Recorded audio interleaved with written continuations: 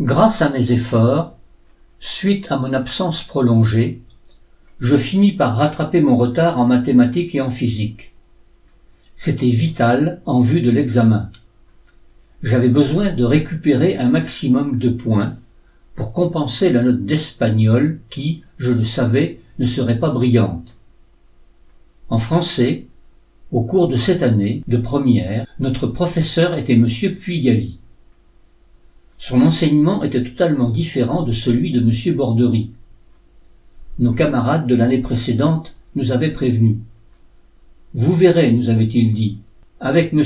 Puigali, les cours durent 15 à 20 minutes tout au plus. » En début d'heure, il passe son temps à nous dire « Prenez votre cahier de texte, ouvrez votre livre. » De son côté, il ouvre son cartable, il nous regarde, il répète à nouveau ses consignes, puis il fait durer le plaisir avec un léger rictus sur les lèvres.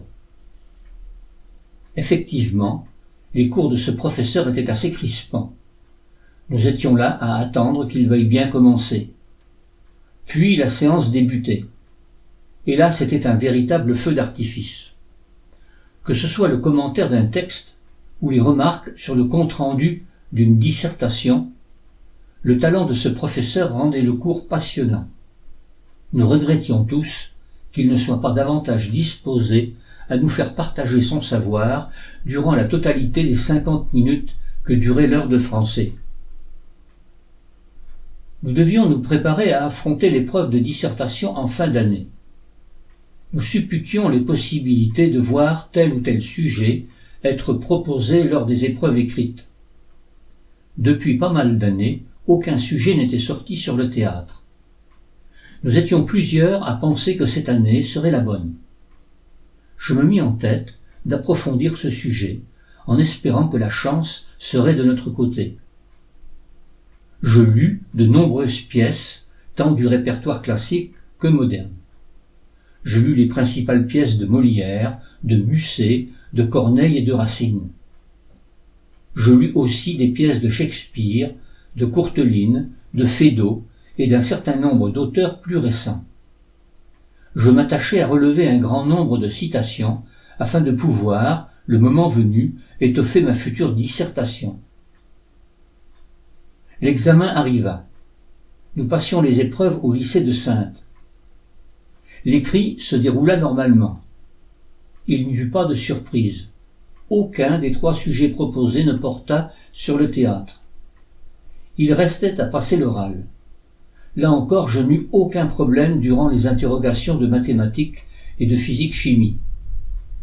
Il me restait à affronter l'épreuve d'espagnol.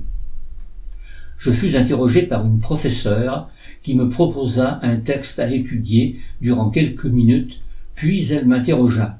« Veuillez traduire, s'il vous plaît. » Je me rappelle très bien le titre, « El dos de Mayo ». Je commençai. « Le 2 mai, dis-je. » Puis je m'arrêtai. J'étais incapable de traduire davantage. La professeure essaya de m'interroger en me posant quelques questions qui devaient avoir un rapport avec le texte. J'étais incapable de lui répondre. Je me souviens lui avoir indiqué que je n'avais commencé l'étude de l'espagnol qu'en classe de seconde. Je me gardais bien de lui expliquer comment les cours d'espagnol avaient été perturbés durant ces 2 années. Elle finit par me remercier et je sortis de la salle d'examen. L'épreuve avait duré peu de temps. Il n'y avait plus qu'à attendre la proclamation des résultats. J'étais quand même un peu inquiet. Ma crainte était que cette dame m'ait mis un 0 et que cela ait entraîné mon échec. Finalement, je fus reçu à la première partie du baccalauréat avec la mention passable. L'essentiel était atteint. J'allais pouvoir entrer en terminale dans la classe de mathématiques élémentaires, là où je serais dans une position beaucoup plus favorable.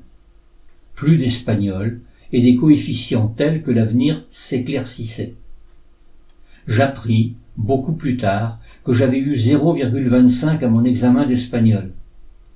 Compte tenu du coefficient 3 attribué à cette matière, j'avais eu pratiquement 30 points à remonter grâce aux autres disciplines.